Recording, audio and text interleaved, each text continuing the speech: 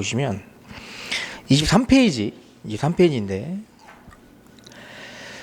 이제부터는 좀 겹치는 부분이 좀 있어요. 왜냐하면 앞에 그 노동조합 만들어서 우리가 조합 활동할 때부터 이제 교섭하고 협약할 때까지 목적 부분에 있어서 근로조건 유지 개선 요게 이제 쭉 겹쳐요. 그래서 범위가 좀 줄긴 주는데 보시면 성실교섭 의무라고 되어 있습니다. 23페이지 밑줄 그은 거 보세요. 서 30조 성실교섭 의무를 규정하고 있는데 교섭 의무를 해태하거나 거부하면 어떻게 된다고 그랬죠? 노조법 81조에 해당하는 부당 노동 행위를 받는다고 그랬습니다. 그래서 법 규정 보시면 제 30조 보세요. 30조 노동조합과 사용자 또는 사용자 단체는 신의에 따라 성실히 교섭하고 단체별 체결하며 그 권한을 남용해서는 안 된다라고 나와 있고요. 2항 보시면 노동조합과 사용자 또는 사용자 단체는 정당한 이유 없이 교섭 또는 단체 협약 체결을 거부하거나 해태해서는 아니 된다라고 나와 있습니다. 저기 밑에 81조 잠깐 볼까요? 1항 보세요. 사용자는 다음 각호 어느 하나에 해당하는 행위를 할 수 없다라고 해서 부당 노동 행위라고 규정을 하고 있고요. 3호 보시면 노동조합 대표자 또는 노동조합으로부터 위임받은 자와의 단체 협약 체결 기타 단체 교섭을 정당한 이유 없이 거부하거나 해태하는 행위라고 할 수 있습니다. 자, 보시면 이제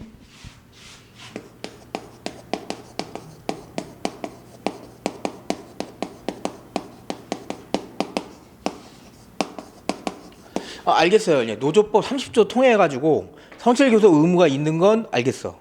그러면 30조 2항에 단체 교섭 거부나 해태를 할 수 있으면 안 되고 심지어 그렇게 하면 부당 노동행위로 처벌받습니다. 그러면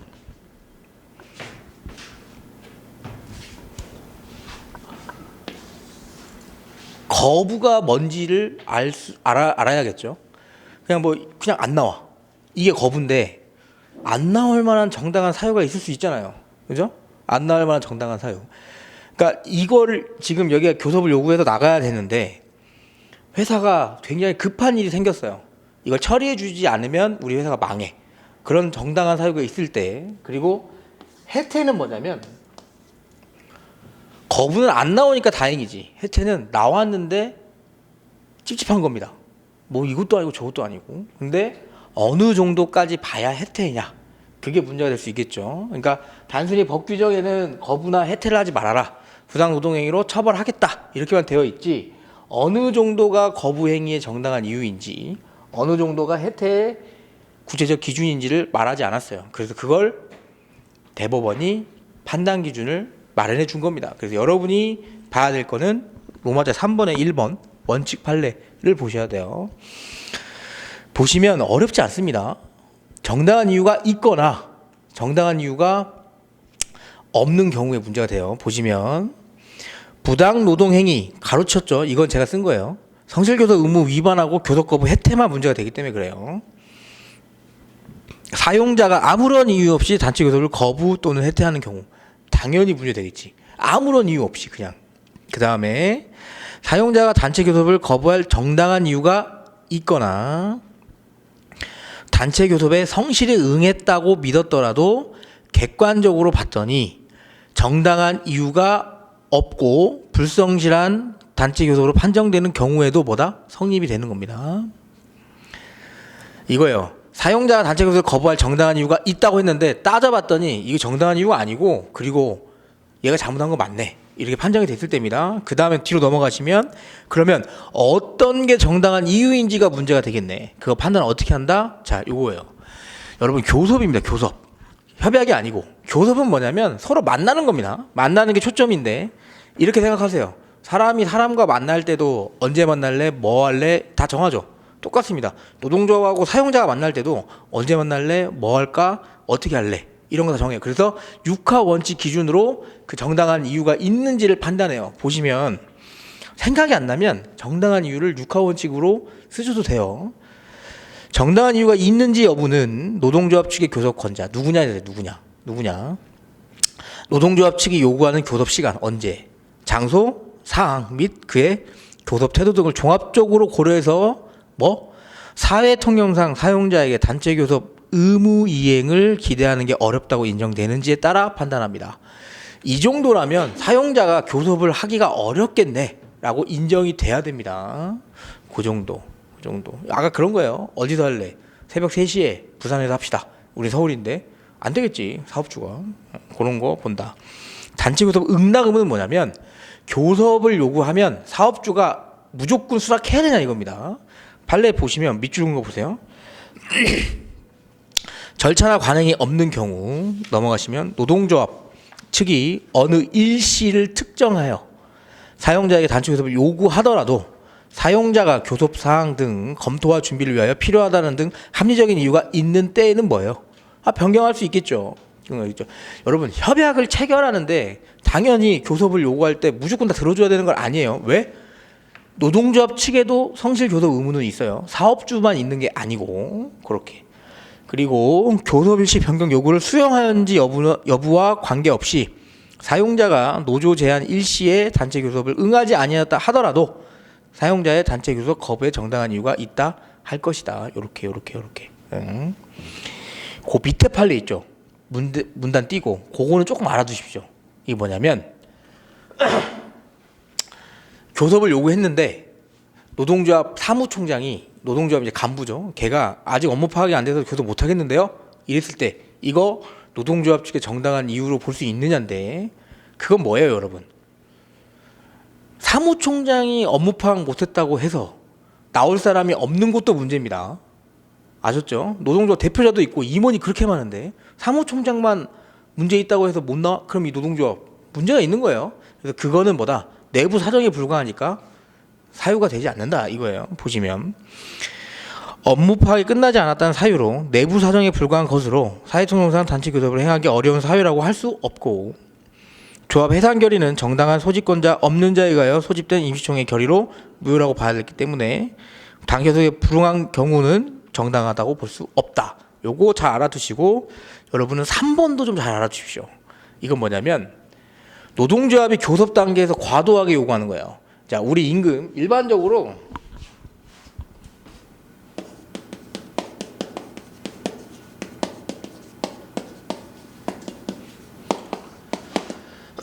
임금 인상률 10% 정도 사업주도 받아들일 생각이 있었어요. 근데 노동조합 측이 뭐라고 하냐면 야, 우리 임금 인상률 그래도 한 200%는 돼야지. 그지? 우리 좀 먹고 살게. 이렇게 했습니다. 이게 사업주 입장에서 야, 이거 나 못 들어줘. 아예 협상 자체가 안 돼. 나 거부할 거야. 이게 사유가 될 수 있냐 이겁니다. 뭐예요 이거? 교섭은 뭐였죠 아까? 만나야 될 거 아니야. 협약은 조종하면서 정하는 거죠. 이거 일단 만나서 정해도 되잖아요. 그죠? 만나서 이거 힘들다. 이걸로 줄여줘. 이거 얘기하려고 교섭하는 거예요. 그러니까 과도한 요구 자체만으로도 보다 야, 너 너무 심해. 나 니네하고 못해. 성실교섭 의무 위반 아니고 부당노동행위 아닌데 너 너무 과도해서 안 해. 이거 가지고 사유가 될 수 없다 이겁니다. 왜? 교섭 자체의 취지가 뭐냐면 만나서 저거 조정하라는 겁니다. 이 조정. 그래서 보시면 노동조합이 회사로서 수용할 수 없는 요구, 단체 교섭의 단계에서 조정할 문제지 이거 가지고 거부하지 말아라 이겁니다. 그 정도. 4번 보시면 여러분 이거 잘 보세요. 4번은 나올만 해요. 자,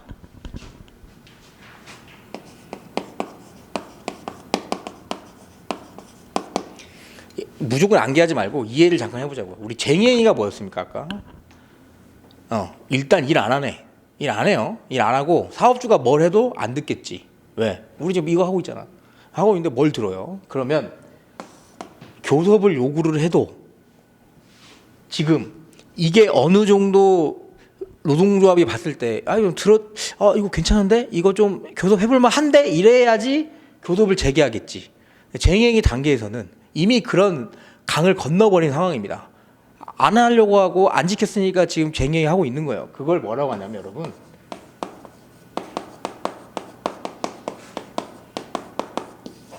교착 상태라고 합니다. 앞으로도 나가지 못하고 뒤로도 가지 못하고 그러니까 지금 이런 사태를 유지하고 있다가 이거는 오케이. 이건 오케이인데 만약에 사업주가 바뀌어서 야 일단 니네 원하는 거 말해봐. 내가 몇 개 들어줄게 하는 굉장히 교섭이 교착 상태 말고 진전의 가능성을 비친 사정이 생겼습니다. 쉽게 말해서 코로나 맨 처음에 터졌을 때 마스크 회사가 돈 엄청 벌었습니다. 아시죠? 마스크 회사가. 근데 마스크가 많아지면서 마스크 회사가 갑자기 경영난이 확 떨어졌죠. 그때 얘네들이 임금 올려달라고 해서 처음엔 잘하다가 마스크가 너무 많아지니까 임금 올려줄 수 있는 상황이 안 된 거야. 단가가 떨어져서. 그래서 얘네가 쟁행위를 하고 있어요. 근데 갑자기 무슨 정부 정책이나 이런 게 통해서 마스크 가격이 또 올라갔다. 그러면 사업주 입장에서 야 좀 들어줄게. 그건 뭐예요? 지금 진전의 가능성이 생긴 거죠. 그때 요구를 했을 때는 쟁행이니까 교착 상태라서 우리는 교섭 안 하겠다. 이거 안 된다고요. 아셨죠? 뭔가 조금이라도 이제 사정이 변경됐다. 기대할 만한 사정이 생기면 뭐다? 교섭 거부 안 된다. 그거예요. 보시면 밑줄 그은 거 단체 교섭을 거부할 만한 정당한 이유가 될 수 없고 교착 상태에 빠져 교섭의 진전이 더 이상 기대할 수 없는 상황이면 뭐예요? 사용자가 단체 교섭 거부하더라도 그 거부에 정당한 이유가 있는데 뒤에가 중요합니다. 교섭 재개에 의미가 있을 것이라고 기대할 만한 사정 변경이 생기면 뭐다? 교섭 거부하면 안 된다. 이겁니다. 교섭 거부하면 안 된다. 이 정도. 교착 상태를 잘 알아두세요. 교착 상태를. 노마자 4번 보시면 불법행위인데 이겁니다. 계속 그냥 단체교섭 거부 혜택하고 있는 거예요. 부당 노동행위는 둘째치고 노동조합은 뭡니까 지금? 노동조합은 지금 교섭도 못하고 협약도 못하고 있는 상황입니다. 이것도 아니고 저것도 아니고. 그래서 이거 사용주한테 손해배상금 청구할 수 있냐 이거예요. 손해배상 청구할 수 있냐. 근데 판례는 뭐다? 부당 노동행위로 하면 됐지 손해배상 할 수 없는데 만약에 니네가 민사나 이런 법원에 가서 집행력 있는 판결, 자, 너 단체 교섭해! 라는 판결문을 받고도 사업주가 단체 교섭을 하고 있지 않다라면 뭐예요? 손해가 발생하고 있는 거죠. 법원이 하라는데 쌩 까고 있는 거잖아. 그죠? 그러면 뭐다? 인정될 수 있다. 요겁니다. 여러분, 불법행위가 뭐냐면 고의로 안 하고 있는 겁니다. 근데 법원에서 하라는 처분 결정까지 받았는데 안 하면 뭐예요? 이건 고의성이 인정되는 거죠. 보시면 부당노동행위로서 단체교섭권을 침해하는 위협한 행위로 평가되어 불법행위 요건을 충족하고 넘어가시면 여기 잘 보세요. 법원으로부터 노동조합과 단체교섭 거부해서는 안 된다는 취지의 집행력 있는 판결이나 가처분 결정을 받은 다음입니다. 그냥이 아니고. 그리고 보시면 밑에 단체교섭 거부행위는 건전한 사회통념이나 사회상규에 용인할 수 없는 행위로서 헌법이 보장하고 있는 노동조합 단체교섭권을 침해하는 위협한 행위로 불법행위가 된다. 여기까지. 이 가처분 결정은 시험지에 나와버렸습니다. 그래서 좀 안타깝죠. 넘어가시면 노동조합 대표자 단체협약 체결권인데 요거는 좀 알아두십시오. 요거는 나올 수 있어요. 인준투표제 아까 제가 잠깐 말씀드렸는데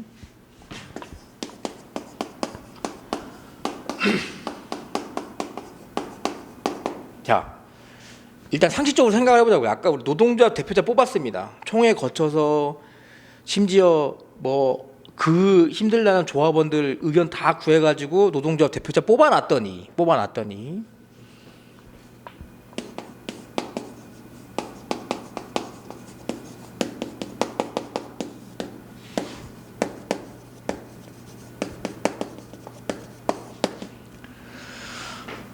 의견 수렴해가지고 교섭장에 올려놨습니다. 그래서 협약까지 체결을 했습니다. 만약에 협약 체결하고 빵빵빵빵 다 두드렸습니다. 그런데 갑자기 귀하게 봤더니 우리는 협약 체결한 거에 대해서 다시 가부 결정을 하는 거예요. 가부 결정은 뭐냐면 협약 체결했어? 우리가 잘했는지 따져보고 우리가 부정할 수도 있는 겁니다. 조합원 총회에서. 그러면 여러분, 이거 협약한 거 뭐가 됩니까? 아무짝에도 쓸모가 없어집니다. 그렇죠? 그러면 사업주 입장에서는 뭐예요? 저 같으면 안 하겠습니다. 왜? 어차피 니네 가서 다시 물어볼 건데 내가 왜 굳이 너하고 협약을 해야 돼? 이러죠? 그래서 확장이 어디까지 가냐면 일단 이걸 인준투표제라고 해요. 협약 가져온 걸 인준한다. 이 투표인 거예요. 인준투표제 자체로 요거를 거부하는 경우 사업주가 이 협약안에 확정이 된 다음 그 협약안의 가부를 결정하는 인준투표제는 단체교섭 거부의 정당한 이유가 돼요. 근데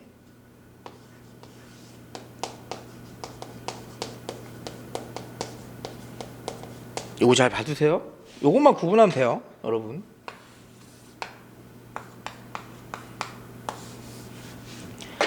협약 후에 하는 건 안 됩니다. 근데 협약 전에 조합원들의 의견을 수렴해서 이 의안에 대해서 협약을 해도 되는지 물어보는 규약의 절차를 내부 규정을 갖고 있다면 이건 너무나도 바람직한 거죠. 그래서 인준투표제 관련해서 요거는 안 되지만 요거는 된다. 오케이? 그걸 볼 거예요. 요것만 구별해 놓으세요. 판례도 요거 잘 써야 됩니다. 보시면 어렵지 않아요. 일단 법 규정 잠깐 볼까요? 29조의 1항 보세요. 아까 제가 잠깐 기억한 거 기억하시나? 단체 교섭권에 단체 협약 체결 권한이 들어가 있다고 봤죠. 왜? 헌법재판소에서 그렇다고 하지만 우리 노조법에 뭐라고 써져 있나요? 여기 지금 교섭 및 체결 권한이라고 명시해 놓고 있습니다. 노조법에서 아예 협약 체결권을 주고 있어요. 그러면 어느 정도 보장은 해줘야지. 그러면 보시면 1항 노동조합 대표자는 그 노동조합 또는 조합원을 위하여 사용자나 사용자 단체와 교섭하고 플러스 뭐 아예 명시적으로 협약 체결 권한을 주고 있습니다. 주고 있어요. 그러면 자 만약에 협약을 체결하고 그 가부에 대해서 협약 후 합의 후 그 가부에 대해서 결정하는 인준투표제를 유효하다고 보고 이걸 계속 이행한다면 노조법 29조 1항에 위반 문제가 발생할 수 있나요, 없나요? 있습니다. 왜? 체결 권한 자체가 어떻게 되는 거예요? 명목적이고 형식적이 돼버리는 겁니다. 왜? 어차피 체결한 다음에 다시 나와서 가부할 거 아니야. 그죠? 그거예요. 바보 되는 겁니다, 여러분 지금. 허수아비 되는 거예요. 들어갔다가 다시 나와서. 그래서 판례는 뭐라고 하냐면 1번 원칙 보세요. 잘 보세요. 이거 방점을 잘 찍어야 됩니다. 사용자와 단체 협약의 내용을 합의한 후입니다. 합의한 후 다시 협약안의 가부에 관하여 조합원 총회 의회를 거쳐야 한다는 것은 그건 뭐예요? 지금 단체 협약 체결 권한을 전면적 포괄적으로 제한하고 있고 사실상 단체 협약 권한을 형해하여 명목에 불과한 것으로 만들어 버린 겁니다. 바지 사장 느낌이에요. 약간 나섰다가. 그리고 예외를 잠깐 볼까요? 예외가 이거예요, 여러분. 협약 후 오케이. 협약 전은 어떠냐 이거지. 보시면 원칙은 안 되는데 단체 협약의 실질적인 귀속 주체는 조합원들입니다. 근로자고 밑에 밑줄 준 거 보면 노조법에서는 단체 협약에 관한 사항을 총회 의결 사항으로 정하고 있어요. 16조에 노동조합 대표자가 단체 교섭 개시 전입니다. 개시 전. 아까는 뭐였어요? 협약 합의한 후. 이건 개시 전에 총회를 통해서 교섭안을 마련하거나 총회를 계속 수렴할 수 있도록 규정하는 것은 너무 바람직한 겁니다. 지금 노동조합 조합원들의 의사를 반영하고 대표자의 단체 교섭 및 협약 체결 업무 수행에 대한 적절한 통제를 위하여 규약 등에서 내부 절차를 거치도록 하는 등 대표자의 단체 협약 체결 권한을 행사를 절차적으로 제한하는 것은 협약 체결권을 전면 포괄 제한하는 게 아니기 때문에 뭐다? 허용돼야 된다. 바람직한 겁니다. 지금 합의한 후와 합의 전을 잘 보세요. 교섭 전을. 그렇게. 그래서 3번 그러면 이렇게 협약하고 나중에 물어보는 거 이거 유효성이 있냐 없냐 이거예요. 그럼 뭐예요? 원칙 밑줄 그은 거 무효입니다. 왜? 노조법 29조 위반입니다. 이거 지금. 협약 체결권 줘놓고 실질적으로 보니까 협약도 못하게 하는 거잖아. 그죠? 그런 거고.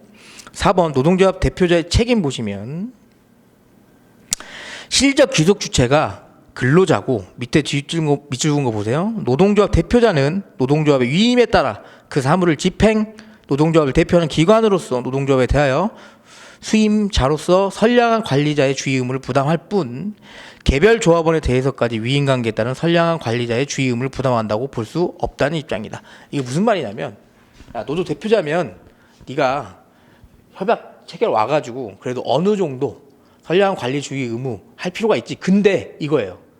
그렇다고 해서 이 노조 대표자가 얘네들 한 명씩 쪼을 수는 없잖아. 그런 겁니다. 그 정도까지는 아니다 이거예요. 5번 불법행위 책임 보시면 밑줄 그은 거 보세요.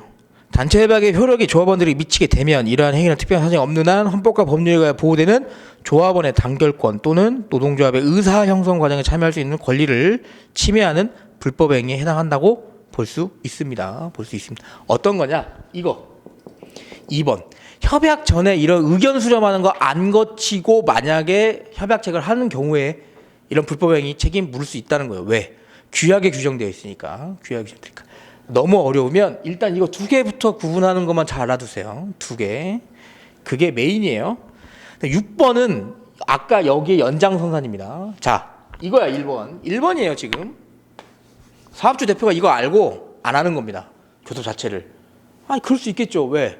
어차피 나랑 협의해도 다시 할 거 아니야. 그죠? 그래서 보시면 밑줄 그은 거 보세요. 노동조합 대표자 또는 수임자가 단체 교섭 결과에 따라 사용자와 단체 협약 내용을 합의한 후 잘 써주셔야 됩니다. 합의한 후 이거 꼭 들어가야 돼요. 다시 협약한 가부에 관한 조합원 총회의를 거친 후에만 단체 협약을 체결할 게 명백한 거야. 인준투표제가 명백하게 규정되어 있는 경우면 밑에 보시면 단체 교섭 성과를 뭐예요? 무로 돌릴 위험성이 크죠. 왜? 협약했다가 얘네가 인정해주면 좋은데 인정 안 해주면 다시 해야 돼요. 이거 사용자 측에서 최종적인 결정 권한이 없는 교섭 대표와의 교섭 내지 협상을 회피, 설령 교섭에 임한다 하더라도 성실한 자세로 최후의 양보안을 제출하는 것을 꺼리게 돼. 당연 이게 마지막 펜은 못 보여주잖아요. 노동조합 측이 지금. 그러면 사용자 측의 단체 교섭 회피 또는 해태를 정당한 이유가 없다고 보기 어렵다. 정당한 이유로 본다 이겁니다. 아셨죠? 이거 잘 알아두세요. 나오면 이해하면 쓰기 되게 쉬워요. 그 정도 보시면 되고 7번 정관을 통한 단체 협약 효력 제한은 요거는 여러분 산업인력공단 판례라서 그냥 한번 가져와 본 겁니다. 이건 뭐냐면 그냥 문제 소재 잠깐 보세요. 공공기관의 경우 정관을 통해 이사회 승인 등을 단체 협약 효력 요건을 규정하고 있어요. 그래서 이사회 승인이 없으면 효력 자체 인정하지 않는다. 이것도 어떻게 보면 뭐예요? 인준투표의 느낌이 있죠. 근데 얘네는 좀 특이하게 이거 유효로 봅니다. 근데 얘네는 공공기관이라서 그래요. 판례에서 잠깐 볼게요. 한국산업인력공단 누구 겁니까? 공공기관이잖아. 우리 노무사 시험 보는데. 이 판례가 왜 보냐면 여러분 노무사 시험을 주최하는 데가 산업인력공단이라서 보는 거예요. 그래서 그 성격과 목적, 뭐 운영자금 조달 당연히 국가가 끼겠지. 그러니까 이거 밑에 맨 밑에 보시면 이사회 의결이 필요 중요한 사항이라고 봐서 이런 경우는 인준투표제 느낌이 있지만 유효성 인정해준다. 이 정도만 알아보고 넘어가시면 된다. 우리는 인준투표제가 나오지 이건 나오지 않아. 29페이지 보시면 단체 교섭 위임인데 아까 제가 말씀드렸습니다. 사용자 단체에 관련해가지고 그리고 노동조합 측과 관련해서 전문가한테 위임하는 경우가 꽤 있습니다. 잘 모르기 때문에. 이 판례 특성은 이거 딱 하나입니다. 자, 위임을 했습니다. 위임을 했으면 원래 내가 갖고 있던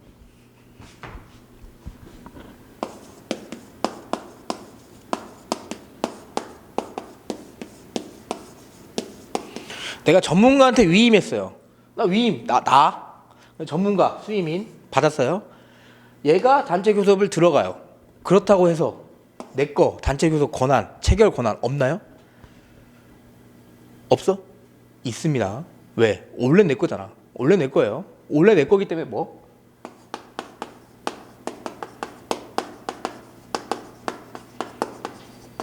중복하고 경합적으로 남아있다라고 보시면 돼요. 이거예요. 수임을 했더니 이 자식이 가서 이상한 소리 하고 있는 거야. 근데 내가 말을 할 수 있겠지. 왜? 내가 고용한 거잖아요. 그죠? 그렇게. 판례에도 그것만 보시면 돼요. 보시면 단체 교섭 권한의 위임이라 함은 노동조합이 조직상 대표자 이외의 자입니다. 전문가라고 생각하시면 좋아요. 이외의 자에게 조합 또는 조합원을 위하여 조합의 입장에서 사용자 측과 사이에 단체 교섭을 포함한 사무 처리를 맡기는 겁니다. 그러면 밑에 여러분이 알아둬야 할 건 노동조합 단체 교섭 권한은 여전히 수인자의 단체 교섭 권한과 중복하여 경합적으로 남아있다. 즉 내가 위임인이 중간에 껴가지고 교섭해도 상관없다 이겁니다. 그렇게. 그 넘어가시면 대상 볼까요? 대상. 여러분 대상에서 나올 거는 경영권 하나밖에 없어요. 경영권. 네. 자.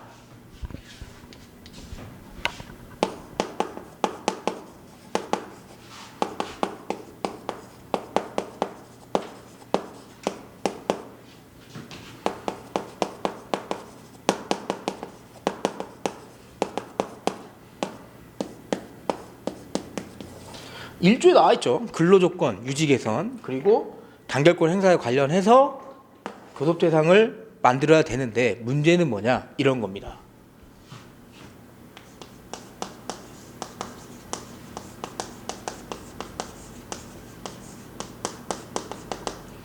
사용자의 경영권하고 부딪히는 경우가 있어요. 교섭은 일단 뭐다? 노동조합하고 사용자랑 협상하는 자리입니다. 근데 사용자의 경영권을 갖다가 협상하면 안 되겠죠. 흔히 말해서 이겁니다. 사업주가 뭔가 해외 기업하고 투자를 하기로 했어요. 우리하고 관련 없고 그런 조건 관련 없고 투자 기업. 그랬더니 노동조합이 이 투자에 대해서는 우리는 반대합니다 하고 교섭 대상에 올릴 수 있어요, 없어요? 근로조건과 관련 있나? 없습니다. 만약에 이건 달라요. 숨겨져 있는 게 우리 국내에 있는 근로자들의 50%를 정리해고 할 거야. 이건 뭐예요? 실질적인 목적이 우리 자르려고 하는 거잖아. 그거는 괜찮아. 근로조건에 관련이 있어. 근데 그런 게 아니고 그냥 투자 계획. 아니면 심지어 우리가 투자 받아. 더 좋은 거죠. 회사가 더 커지니까. 근데 노동조합이 우리는 회사 커지는 거 원치 않아 하고 교섭 대상 올릴 수 있어요? 안 된다고. 그러니까 교섭 대상에서 여러분이 문제될 만한 건 이거 딱 하나입니다. 사용자의 경영권에 해당되는 거 올릴 수 있느냐? 왜 문제가 되겠어요? 이런 것 때문에 그래요. 외관적으로 봤을 때는 경영 대상인데 실질적으로 들어갔더니 뭐다? 우리가 잘리는 구조라면 올려야 되지 않을까요? 그겁니다. 네. 그래서 그거 보시면 단지교섭 대상 서 보시면 밑줄 그은 거 보세요. 사용자 교섭에 나와야 할 의무가 있는지입니다. 뭐냐면 대상 자체가 되지 않으면 사용자가 나갈 이유가 없어요. 이런 겁니다. 만약에 우리 근로조건을 위해서 뭐 BTS를 초청해서 콘서트를 열어주세요. 아이 뭐 개소리죠. 그러니까 안 나가는 거야. 그러면 단체교섭 거부 해태로 얘네가 부당노동행위 할 수 있다 없다? 없다. 왜? 근로조건하고 관련이 없으니까. 자, 법 규정 볼까요? 잠깐. 헌법 33조 1항, 노조법 29조 제1항 내용을 보면 근로자는 근로조건 향상을 위해 자주적 단결권, 단체교섭 행동권을 가진다. 노조법 29조 보세요. 노동조합 대표자는 그 노동조합 또는 조합을 위하여 사용자 또는 사용단체와 교섭 또는 협약을 체결할 권한을 가지고 있다. 목적이 뭐다? 근로조건 향상입니다, 지금.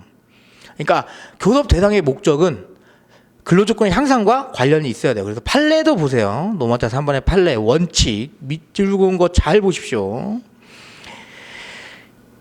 일반적으로 구성원인 근로자의 노동조건, 기타 근로자 대우 또는 당해 단체의 노사관계 운영에 관한 사항으로 사용자가 처분할 수 있는 사항은 단체교섭의 대상인 단체교섭 사항에 해당한다. 요거.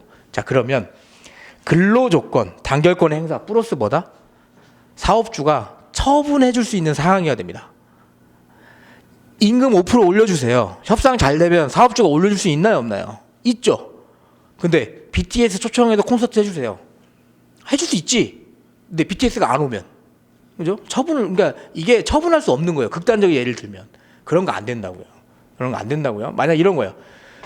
노동부 장관 교체해 주세요. 할 수 있습니까? 못 해요. 그러니까 대상이 안 된다고. 그래서 판례가 말하는 건 근로조건 그리고 집단적 노사관계 원활한 운영 플러스보다 여러분이 기억해야 할 것 사용자가 처분할 수 있는 사항이어야 됩니다. 요거 세 개를 잘 알아두세요. 그래서 2번 보시면 경영권에 관한 문제입니다. 요거는 흐름만 들어보세요. 흐름만. 이게 전면적으로 나오진 않습니다. 여러분 아까 헌법상 노동 3권은 인정해 줬습니다. 노동 3권. 그죠? 아예 법조항에 있죠. 혹시 깊게 공부하셨던 분은 헌법에 경영권을 인정해 준 조항이 있다고 보셨나요? 거의 없습니다. 왜? 헌법상 경영권이라는 내용은 안 나와. 아예. 국민 기본권이라는 내용이 있기 때문에. 근데 유출을 하는 거예요. 판례가. 보시면 헌법 23조 1항은 뭐냐면 재산권.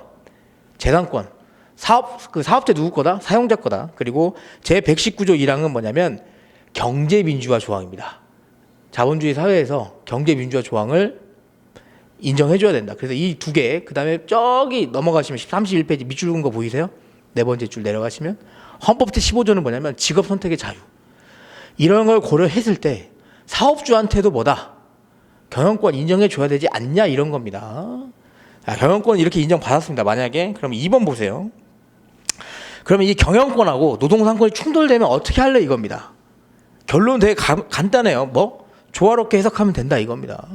보시면 기업의 이러한 권리도 신성 불가침한 절대적 권리일 수는 없고 기업이 이러한 권리 행사의 경우에 따라 기업에 소속된 근로자의 지위나 근로조건에 영향을 줄 수 있어 노동상권과 충돌이 발생될 수 있다. 그래서 보시면 밑에 이거 여러분 그냥 애우는 게 아닙니다. 듣고 그냥 넘어가는 거예요.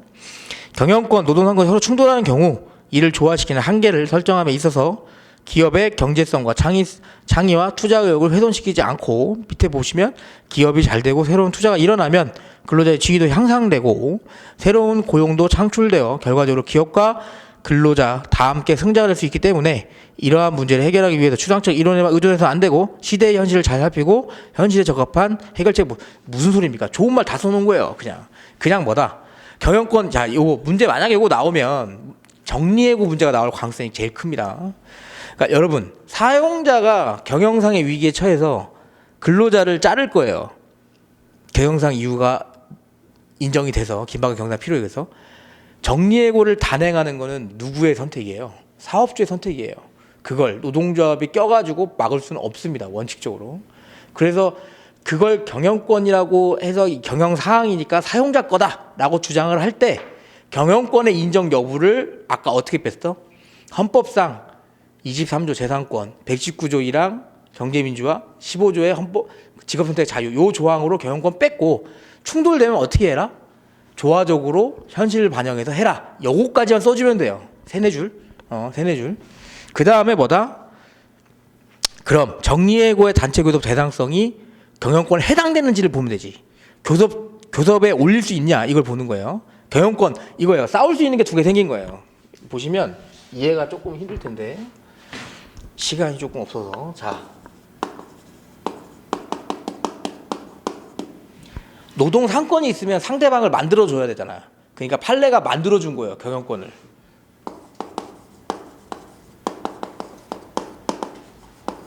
헌법 조항을 해석해서 만들어 준 겁니다.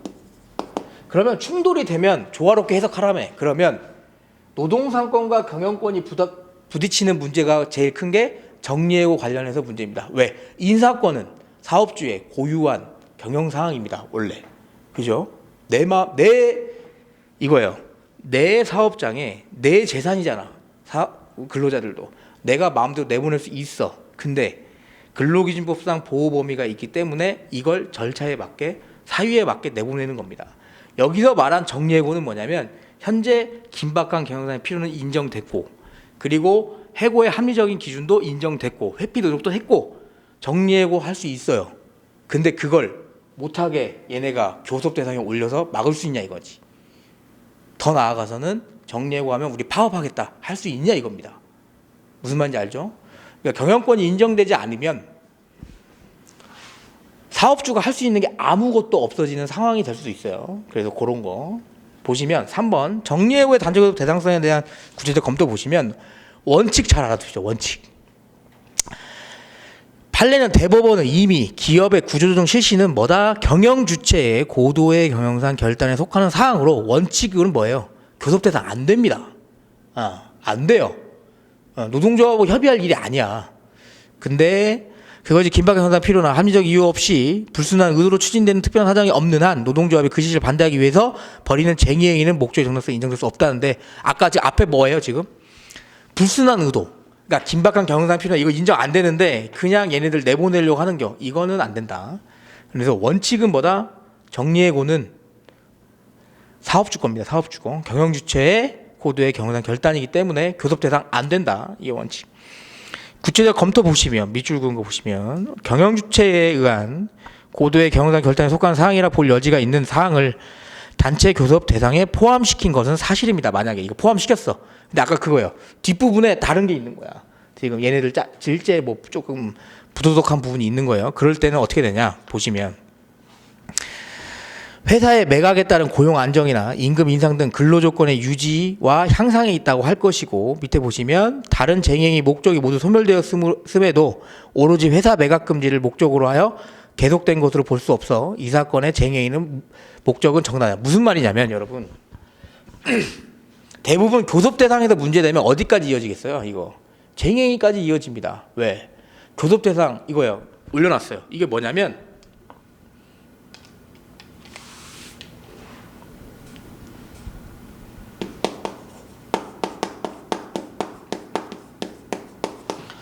회사 매각 결정입니다. 여러분 회사가 어려워서 매각 결정하는 건 누구 거야 원래? 회사가 결정할 일입니다. 근데 숨겨져 있는 게 뭐예요? 매각되면 우리가 잘리게 생겼죠. 그래서 교섭 대상에 올린 거예요. 대부분이 교섭 대상 아니다. 우리 회사 경영권이다 하고 교섭 거부하면 얘네 어떻게 합니까? 부당 노동행위로 신고해요. 지금 회사가 팔릴 판인데 아니야. 바로 쟁행이 들어가. 바로 쟁행이 들어가. 근데 그 쟁행에 정당성 판단 기준에서 교섭 대상이 되고 있는 애들을 가져와야 목적이 정당한 거예요. 쟁행에. 근데 회사 매각 자체 요것은 뭐예요? 회사 매각 자체는 경영권입니다. 회사가 매각되는 자체는 경영진과 이 경영진이 서로 교류해서 내가 회사를 팔아 넘기는 거죠. 근데 고용 승계를 안 하고 만약에 전체 새로운 근로자를 뽑으면서 이전에 있던 회사의 근로자들이 다 잘리게 된다면 뭐다? 그때부터는 근로조건에 영향이 있는 겁니다. 그렇기 때문에 회사 매각 자체는 경영권이지만 그에 따른 실질적인 효과가 근로자들에게 유지되기 때문에 뭐다? 쟁행위의 정당성을 인정해준다. 이겁니다. 뒤에도 또 나와요. 뒤에도 나옵니다. 교섭 대상은 요 정도 보시고 어디랑 연결해야 된다? 쟁행위의 목적과 연결해야 됩니다. 오케이? 그렇게. 33페이지 보시면 단체 협약의 성립 요건인데 33조 보세요. 법규정. 단체 협약에 정한 근로조건, 기타 근로자의 대우에 관한 기준에 위반하는 취업규칙 근로계약 부분은 무효입니다. 올해 시험제 나와서 올해인가? 작년이었나? 작년에 유리조건의 우선원칙 나왔었죠. 단체 협약은 유리조건 우선원칙 적용이 안 돼요. 왜? 최고 위에 있으니까 그렇습니다. 나중에 제가 기회가 되면 설명드릴게요. 그건 나왔기 때문에. 2항 보시면 근로계약에 규정되지 아니한 사항 또는 제1항의 규정에 의하여 무효로 된 부분은 단체 협약에서 정한 기준에 의한다. 그러니까 무효가 되는 만약에 법 위반 사항이면 뭐다? 단체 협약을 기준으로 한다. 이렇게 보는 거고요. 판례 태도 보시면 단체 협약 성립 요건 보세요. 실질 요건. 일단 교섭에 들어간 노동조합과 사용자가 합의가 돼야지. 그게 제일 중요합니다. 그래서 밑줄 그은 거 노동조합과 사용자 측의 의사 합치를 중요한 요건으로 보고 있고 2번 회생 절차 개시 결정에 따른 산타협의 상대방 이거만 보세요. 회사가 망했어. 회사가 망해서 회생 절차를 들어간 겁니다. 다시 살아나려고. 그때는 사업주가 뭐예요, 여러분? 이건 약간 지식이 있어야 되는데.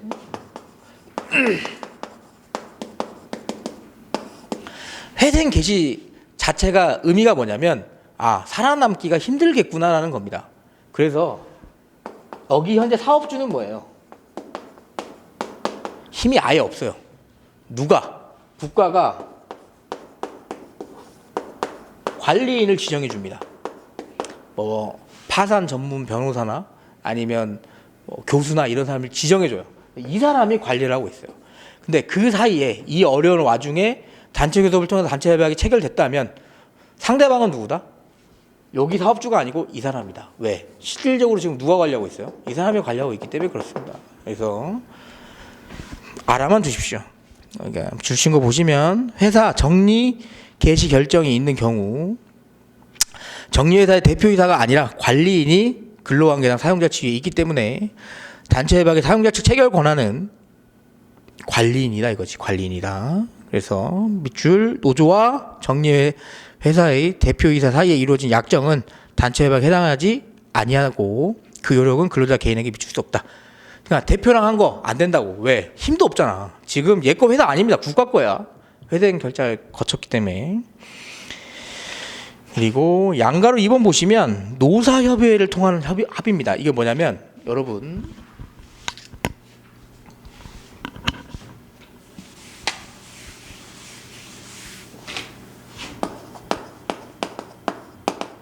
(30인) 이상 사업장은 여러분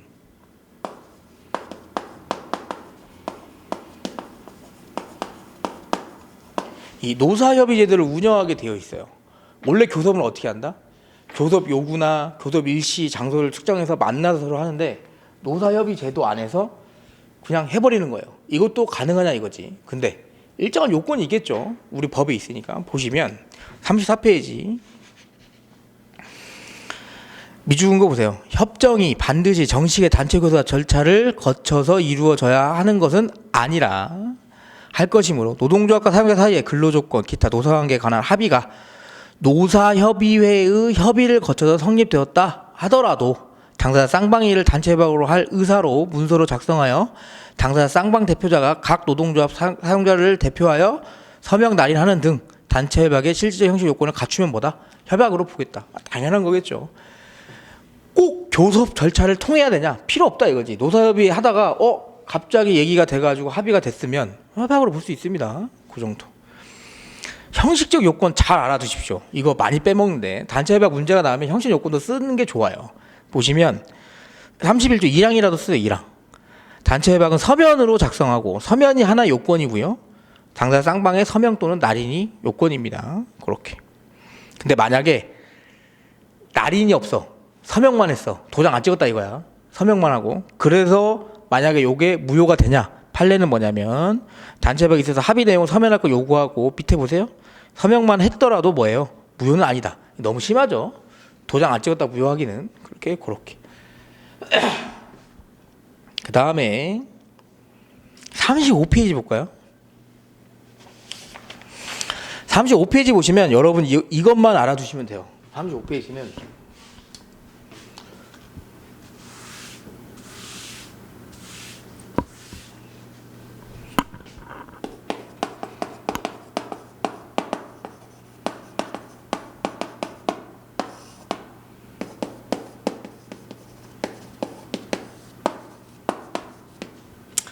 해피한 상황만 생각해 보면 노조하고 사용자가 매년 단체 교섭을 해서 단체 협약을 체결했을 때 근로조건이 유리하게 변경되면 너무 좋죠. 근데 사업이 좀 어려워지거나 아니면 이번처럼 뭐 코로나 사태가 있어서 기업의 경영이 상황이 재무 상태가 좋지 않아. 그때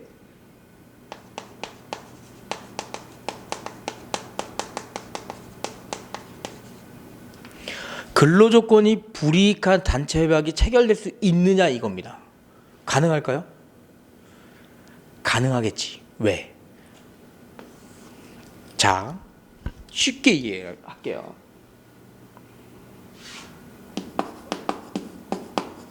우리 최저임금이 9,160원이거든요. 지금 오를 거지만 오를 건데 21년도로 하시죠. 21년도에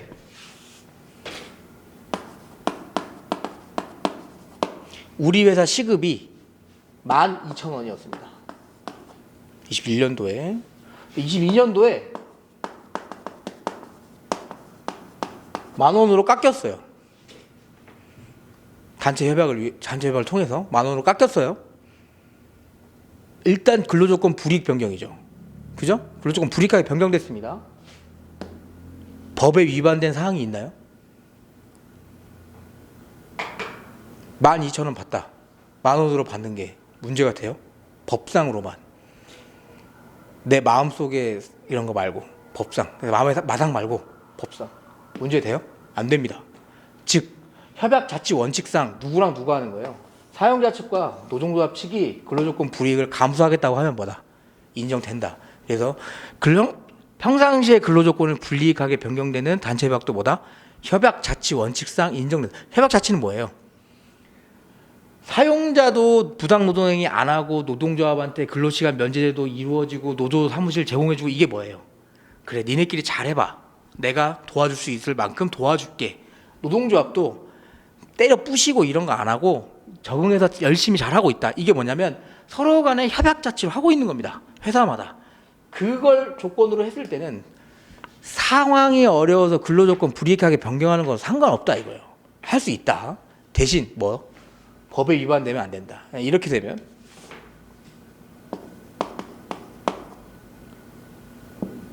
법의 위반이잖아 이건. 그죠? 그러면 국가가 개입하는 거고. 그렇죠? 그렇게. 근데 이겁니다. 만약에 자 엮어서 같이 할게요.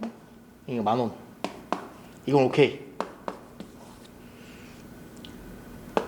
우리 회사가 어려우니까 2021년도에 12,000원 받았다며. 2,000원 받은 거 회사에 다시 내놔 라고 했습니다. 느낌이 어떻습니까? 내가 불이익하게 변경된 건 오케이. 근데 내가 받았던 것까지 뺏는다? 이건 뭐예요? 더럽고 치사하다. 안 다니고 말지. 뭐다? 이미 돈 받은 거 누구 겁니까? 근로자 겁니다. 나한테 이미 들어와 있는 걸 뺏을 수는 있다 없다? 없습니다. 즉 소구표는 안 돼요. 무슨 말인지 알죠? 앞으로 10,000원 오케이. 근데 이전에 받았던 거 뺏어? 안 돼. 왜? 누구 거니까? 근로자 거니까. 내 건데 어떻게 뺏어 네가? 그죠? 그렇게. 자 보시면 원칙 볼게요. 판례 태도 원칙. 협약 자치 원칙이라는 말을 잘 기억해 주십시오. 많이 쓰세요. 솔직히 단체 협약 나오면 협약 자치 원칙상 노동조합은 사용자 사이에 근로조건 유리하게 변경하는 내용의 단체 협약뿐만 아니라 플러스 뭐다? 불리하게 변경한 내용의 단체 협약도 체결할 수 있다. 다만 이게 현저히 합리성을 결하거나 밑에 보시면 사전에 근로자들로부터 동의나 숙권을 받을 필요가 없으면 이거 자 현재 합리성을 결한 건 뭐냐면 법 위반은 당연한 건데 이런 거예요. 원래 22,000원 받다가 10,000원으로 줄이면 뭐예요? 너무 심한 거지. 이런 경우 단체 협약으로 불리한 근로조건을 체결하면 어떻게 돼요? 개별 근로자들한테 동의 얻지 않아도 됩니다. 왜? 노조가 체결한 이 근로조건은 어디에 영향을 미쳐요? 조합원들한테 그대로 영향을 미치니까 그걸 말해주는 거예요. 보시면 밑줄 사전에 근로자로부터 개별적인 동의나 숙권을 받을 필요 없고 단체협약이 현재 합리성이 결하는지 여부는 단체협약의 내용이나 체결 경위 당시 사용자 측의 경영 상태 얘네 어려운지 안 어려운지 본다 이거지. 비추어 본다. 이렇게 2번 보시면 그겁니다. 줬다 뺏는 거 안 된다고요. 보시면 이미 구체적으로 지급 청구권이 발생한 임금이나 퇴직금은 근로자 겁니다. 사적 영역. 그래서 근로자 처분에 맡겨진 거기 때문에 단체 협약만으로 뺏을 수 없다 이거예요. 단체 협약은 누구랑 체결한 거니까 노동조합이랑 사용자가 체결한 거니까 내 것까지 뺏지 말라. 이렇게 넘어가시면 36페이지 산재유지족 특별 조항은 요거는 알아만 두세요. 근데 어렵지 않습니다. 어렵지 않은데 판례가 판단 기준을 내놔서 보는 거예요. 이겁니다. 대기업 같은 경우에는 이 산재로 돌아가신 분들, 업무상 재해로 돌아가신 분들 관련해서 유족의 자녀를 특별 채용하는 경우가 있어요. 무슨 말인지 아시죠? 근데 그런 곳들이 다 뭐예요? 돈이 많은 기업들입니다. 그러면 돈이 많은 기업, 잘 나가는 기업은 누구나 다 가고 싶어요. 그죠? 근데 이 산재 유족 특별 조항, 채용 특별 조항이 이 다른 일반 지원자들의 취업 청구권을 뺐느냐가 문제가 됐던 문제입니다. 사례. 그래서 이 산재 유족 특별 채용 조항이 민법 103조는 뭐예요? 사회 반사회 질서 행위를 무효로 보는 조항이에요. 민법 103조는 뭐 몰라도 되고 어쨌든 무효로 보는 조항인데 이게 다른 지원자들과 형평의 관점에서 봤을 때 이게 반사회적 법률 행위로 봐야 된다라고 소송이 들어왔는데 법원은 뭐라고 봤을까요? 그 정도는 아니다 이렇게 본 겁니다. 야, 이 정도 이해해줘야지 이런 거예요. 그리고 누가 정한 겁니까 이거? 산재유족 특별조항, 채용조항. 기업이 정한 겁니다, 여러분. 기업이 본인들이 업무상 재해로 돌아가신 분들을 위해서 그 유족을 채용하겠다는데 무슨 상관입니까? 판단 요건을 마련해줘서 잠깐 보면 원칙 볼게요. 밑줄 준 거. 민법 103조 적용 대상에 제외될 수 없으므로 단체협약 조항이 민법 103조 위배되면 안 된다는 거예요. 선량한 풍속이나 사회 기타 질서 위배, 법률조정 배제돼야 되는데 밑에 보시면 단체협약이 헌법이 직접 보장하는 기본권인 단체 교섭권의 행사에 따른 것이자 헌법이 제도적으로 보장한 노사의 협약 자체의 결과물이란 점 및 노동조합법에 의해 그 이행이 특별히 강제되는 점을 고려하면 법원의 후견적 개입은 뭐다? 신중히 개입돼야 된다 이거지. 개입 안 하겠다는 겁니다. 그러니까 니네끼리 알아서 하는 거야. 니네끼리 알아서 하는 거야. 2번 사용자 채용 의지 볼까요? 헌법 15조, 헌법 23조 직업선택의 자유나 그 다음에 재산권 등을 봤을 때 사용자가 정하는 겁니다. 사용자가 정하는 거고 그게 강행복주나 선량한 풍속 기타 사회질서에 위배되지 아니하는 한 뭐 단체협약으로서 효력이 인정받는 거지. 왜? 사업주가 한다는데 그리고 노동조합 협약으로 체결하고 단체협약 적용됐는데 무슨 문제냐 이거죠. 근데 판단 기준을 제시해 버렸기 때문에 여러분이 공부 범위에 들어간 거예요. 여기서 끝났으면 공부 안 봐도 됩니다. 근데 판단 기준을 제시했기 때문에 보시면 밑줄 거 보세요. 사용자의 채용의 자유를 과도하게 제한하는 정도에 이르거나 채용의 기회를 공정성을 현저히 하는 결과를 초래하면 안 되겠지.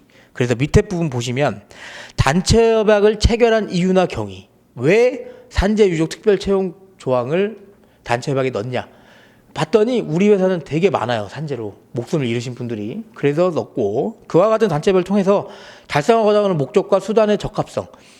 여러분 산재로 돌아가시면 유족급여는 나오는데 가족들은 가장을 잃습니다. 가족을. 그러면 너무 슬프겠죠. 그러니까 그런 걸 조금 보상이라도 하게끔 그 자녀들을 채용한 거예요.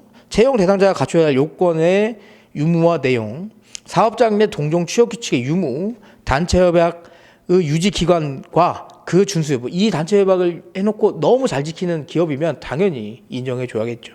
단체협약 규정은 채용의 형태와 단체협약에 따라 채용되는 근로자 수 별로 안 돼. 1000명 뽑는데 10명이야. 1%도 안 됩니다. 그러면 인정해 주자 이거죠. 알 수 있는 사용자 일반 채용에 미치는 영향. 그리고 이것도 봐요. 구직 희망자들이 미치는 불이익 정도. 봤을 때 니네들 정규 채용으로 뽑으면 되잖아. 그래서 이 정도 가지고는 민법 103조 위반 아니다. 결론을 좀 알아두세요. 결론. 나오면 비벼쓰면 됩니다. 나오면. 그다음에 37페이지 보시면 고용안정협약인데 이것도 어렵지 않아요. 이건 뭐냐면 개념을 잘 알아두세요.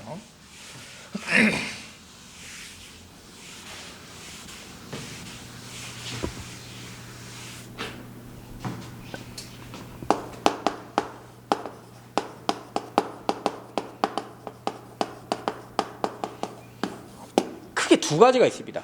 자, 제목부터 뭐예요? 단체 협약에 고용하는 협약에 들어가 있는 거. 느낌이 어때요? 노조 입장에선 조합원들이 고용을 안정성을 보장받고 있는 겁니다. 어떻게 하냐면 1번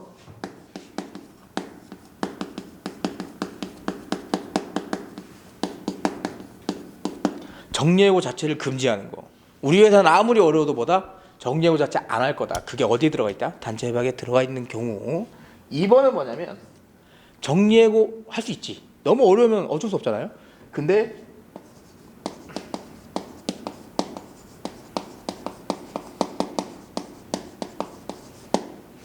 노조의 동의나 합의를 필요하는 경우에만 해준다.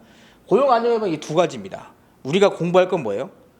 아까 봤지? 경영권 문제 있었고 요것도 살짝 약간 경영권에 침해하려고 하는 느낌이 있죠. 그래서 이 두 개의 유효성을 판단하는 겁니다. 우리는. 왜 그럴까요? 자, 아까 정리해고는 뭐였습니까? 그 정리해고에 대한 내용이 단체협약에 들어가 있기 전이었습니다. 기억하세요? 교섭 대상에 올리냐 마냐였습니다. 아셨죠? 지금 교섭 대상에 올리냐 마냐였어. 그래서 경영권에 문제된 건 뭐다? 안 올렸죠. 못 올리거나 아니면 실질적 영향력을 보거나. 근데 이건 뭐야 지금? 단체협약에 들어와 있습니다. 들어와 있어요. 고용안정협약이 교섭 대상에도 올라왔었고 단체협약 안에 들어와 있는 상황. 즉 뭐다? 사업주 네가 알면서도 받아준 겁니다. 지금. 그럴 때 유효성 인정해줘야 되는. 그러니까 범위가 달라요. 헷갈리면 안 돼. 교섭 대상에 올리기 전에 봤었던 거고, 경영권 문제는 이건 뭐다? 지금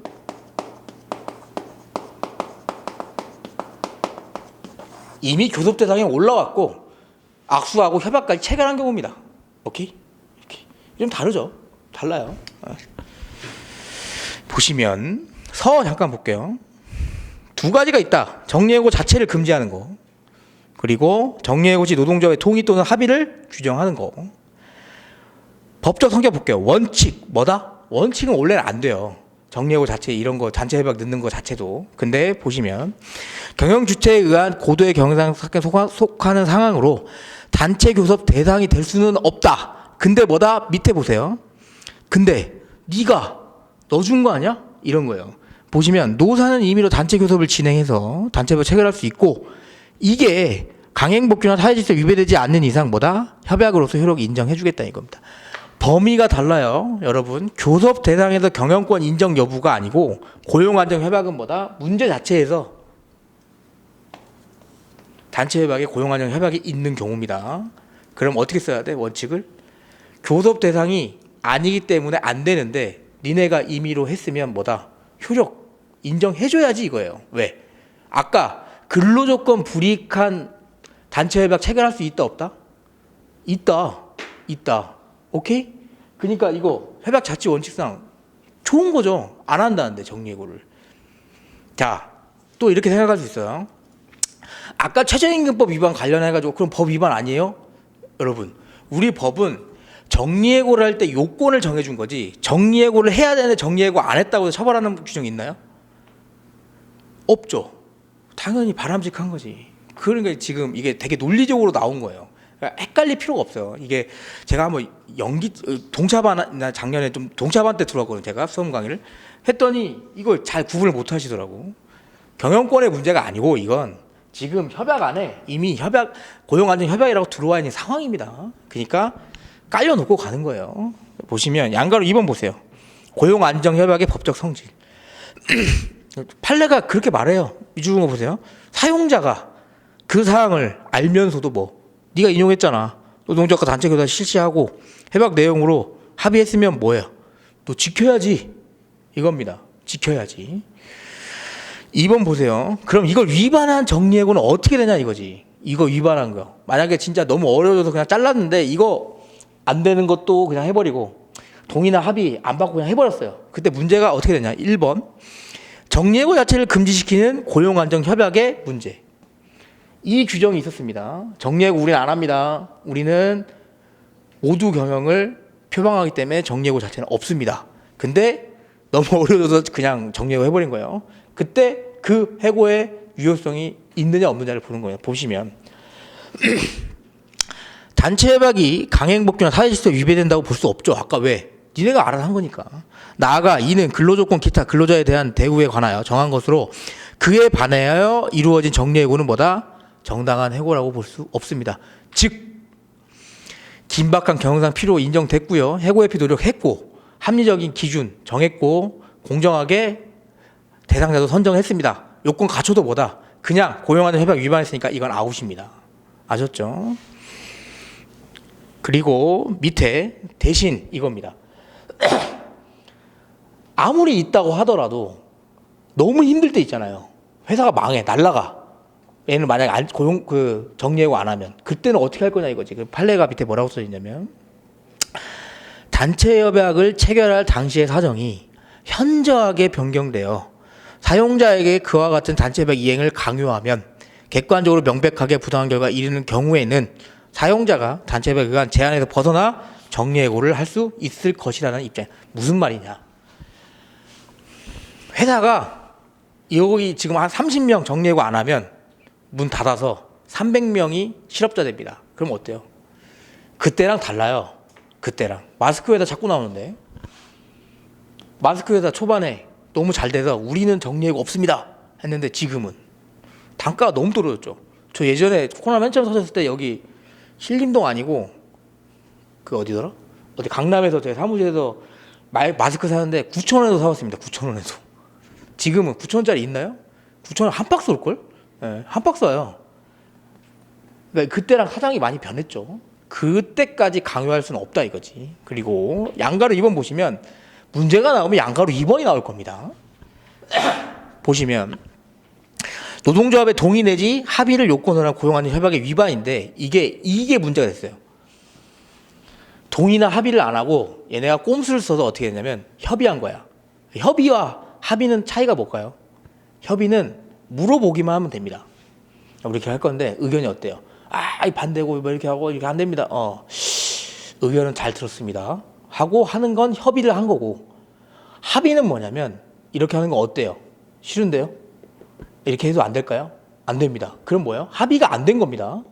즉 아셨죠? 즉 뭐다? 동의하고 합의를 요건으로 고용안정 협약을 만들어 놓고 협의하고 도망간 경우예요. 협의하고 그냥 정리하고 해버린 경우. 이게 어떻게 될 거냐 이거지. 보시면 요게 문제가 돼요. 잘 보시면 판례는 정리해고는 근로자의 규칙 사유가 없는데 뭐예요? 사용자 그냥 자르는 거지. 사용자의 경영상 필요에 단행되는 것으로 정리해고의 대상과 범위, 해고의 이거 뭐예요? 24조야. 근로기준법 24조. 정리해고 일반 대상 요건입니다. 회피 방안 등에 관하여 노동조합의 합리적인 의사를 적절히 반영할 필요가 있고, 노사 쌍방 간의 협상에 의한 최종 합의 결과 단체 협약의 정리해고에 관하여 사전, 잘 보세요, 협의와 의도적으로 구분되는 용어를 사용해서 노사 간의 사전 합의를 요하도록 규정하고 있다면, 자 무슨 말이냐면 죄송합니다. 근로기준법 24조 보시면 근로자를 해고하기 50일 전에 사전 협의 규정이 있어요. 누구랑? 노동조합이랑. 근데 단체 협약의 고용안정 협약, 동의나 합의를 요건으로 한 고용안정 협약 내용에 들어가 봤더니 뭐다? 협의랑 명확하게 구별해가지고 합의라는 요건을 쓰고 있는 겁니다. 용어 자체를. 협의, 합의가 두 개가 구분돼 있어. 그러면 뭐다? 합의로 봐야 된다 이거지. 합의로. 그래서 이는 노사 간의 사전 합의를 하도록 규정한 것이라 해석함이 상당하고, 다른 특별한 사정이 없이 단지 정리해고 실시 여부가 경영 주체에 의한 고도의 경영상 결단에 속한 사항이라는 사정을 들어서 이를 사전 협의하도록 규정한 것이라고 해석할 수는 없다. 즉 뭐다? 합의로 해서 해라 이거지. 밑에 보시면 노동조합 측의 합리적 근거나 이유 제시 없이 정리해고 자체를 반대하고 불법적 쟁의에 나아감으로써 합의에 이르지 못했다 할 것이므로, 할 것이 이는 노동조합의 사전 합의권을 남용하거나 스스로 사전 합의권 행사를 포기한 경우에 해당한다고 봄이 상당하고, 따라서 이 사건 정리해고와 노동조합 사전 합의를 거치지 않았다는 사정만으로 무효라고 볼 수 없다. 이건 뭐냐면 잘 보세요. 위에 건 뭐냐면 협의랑 합의를 구분했으면 뭐다? 합의. 이거야. 근데 이거 위반하면 안 되는데 지금 이 상황은 뭐였냐면 밑에 제가 구분해 놓은 이유가 뭐냐면 노동조합이 사전 합의권을 남용하고 있는 겁니다. 니네 해봐. 니네 마음대로 해봐. 우리 도망 다닐 거고 우리 일 안 할 거고 이거 쟁행위 할 거야. 이럴 경우 어떻게 된다? 이것만 가지고 정리해고 못하는 거 쟁행위 정당성 인정 안 해주겠다 이겁니다. 사전 합의권을 남용할 경우. 그거는 어차피 나중에 알면 되고요. 그 위에 것만 알아두세요. 일단 위에 거. 위에 판례. 그 정도. 그다음에 39쪽 보시면 이거는 그냥 알아두십시오. 어떻게 보면 이게 단체 협약은 뭐예요? 처분 문서라고 해요. 민사소송을 선택하시는 분은 다 아시겠지만 처분 문서의 해석 방법입니다. 보시면 처분 문서는 그 진정 성립이 인정. 이게 무슨 말이냐면 양 당사자가 합의해서 의사 합체했지. 그러면 진정 성립이 인정된 거예요. 그러면 그 처분 문서에 기재되어 있는 문헌의 내용에 따라 뭐 당사자 의사가 표시되어 있던 것으로 객관적 해석입니다. 즉 이거예요. 진정 성립 인정되면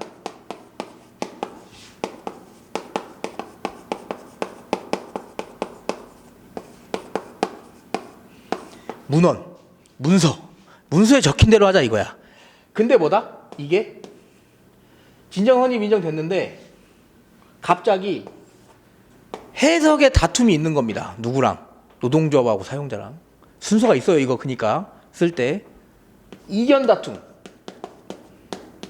그때 뭐다? 해석하는 방법을 알려주는 거예요. 뭘 보겠습니까? 단체 협약 체결 경위도 보는 거고 노동조합 상태도 보는 거, 이런 거 보는 거예요. 보시면 이견이 있습니다. 자, 그러면 이거 뭐예요? 여러분 쓸 때 이거 원칙 무조건 이거예요. 1번 쓰고 2번 쓰는 거예요. 2번부터 쓰는 게 아니고. 아셨죠? 단체 협약 해석 문제 나오면 2번부터 쓰는 경우가 있죠. 왜? 문제에 이렇게 나올 거거든. 서로 간에 33조에 이견이 있다. 그럼 이걸 쓰는 게 아니고 1번보다 진정 성립이 됐기 때문에 문헌의 객관적 의미를 봐야 되는데 사안에서는 뭐예요? 이견이 있기 때문에 이 단체협약 해석에 관한 기본 판례를 통해서 문제를 해결하겠다 이렇게 쓰는 거예요. 보시면 이견이 있는 경우 처분 문서에 나타난 당사자의 의사 해석이 문제되는 경우에는 문헌의 내용 보는 거고요. 그와 같은 약정이 이루어진 동기와 경위 보는 거죠. 어떻게 해서 이루어졌는지 약정에 의해 달성하려는 목적도 보는 거고요. 우리가 만약에 기억하기 너무 어렵다 그러면 이것만이라도 당사자의 진정한 의사를 보는 겁니다. 당사자의 진정한 의사를 종합적으로 고려해서 논리와 경험칙에 따라 합리적으로 해석하겠다. 이렇게. 그래서 요거까지는 조금 알아두시는 게 좋습니다. 좋아요. 그래서 조금 쉬셨다가 또 진행하도록 할게요.